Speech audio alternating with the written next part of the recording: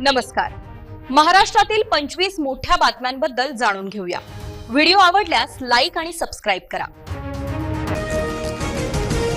शासकीय योजनांचा बोजवारा, नागरिकांमध्ये उसळला रोष. लाडकी बहीण चोरामध्ये इतर योजनांच्या निधीचे काय होणार? कर्जमाफीचे निकष अजून सुद्धा अधांतरी.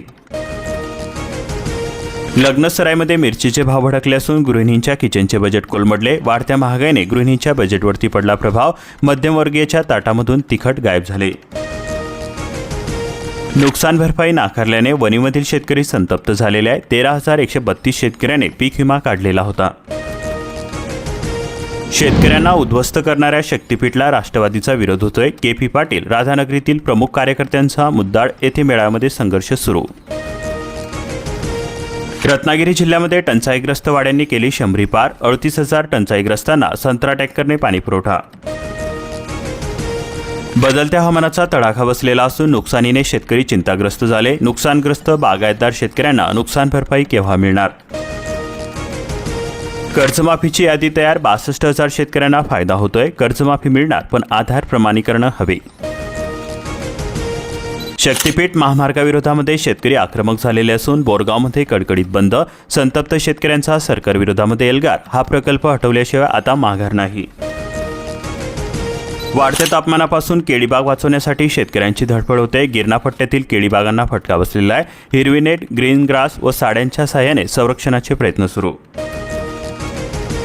प्राण्यांची पाण्यासाठी भटकंती थांबणार. 80 पाणवठे जन्मय झालेले आहे. वळोद वनक्षेत्र अधिकाऱ्यांची हालचाल. पाणी टंचाईवरती उपाय. वन्य प्राण्यांना मिळाला आधार.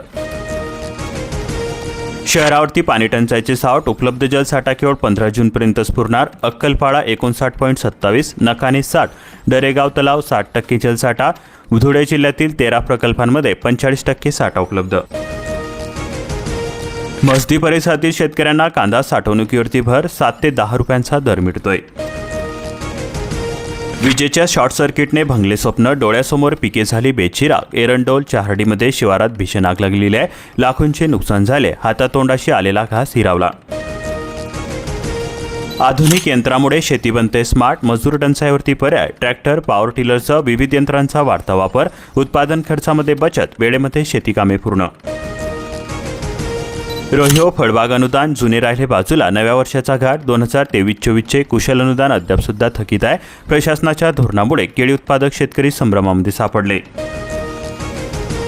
खरीप हंगामासाठी शेतकऱ्यांना मार्गदर्शन. लीलावती शिवारामध्ये माती नमुने काढण्याचे प्रात्यक्षिक.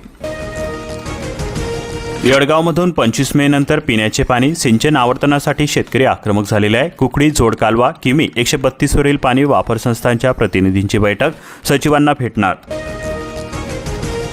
कांदा उत्पादक शेतकऱ्यांना दिलासा द्या. पर्यायी पिकांसाठी धोरण राबवा. भाजपाचे आमदार राणा जगजितसिंह पाटील यांची मुख्यमंत्र्यांकडे मागणी केली जाते.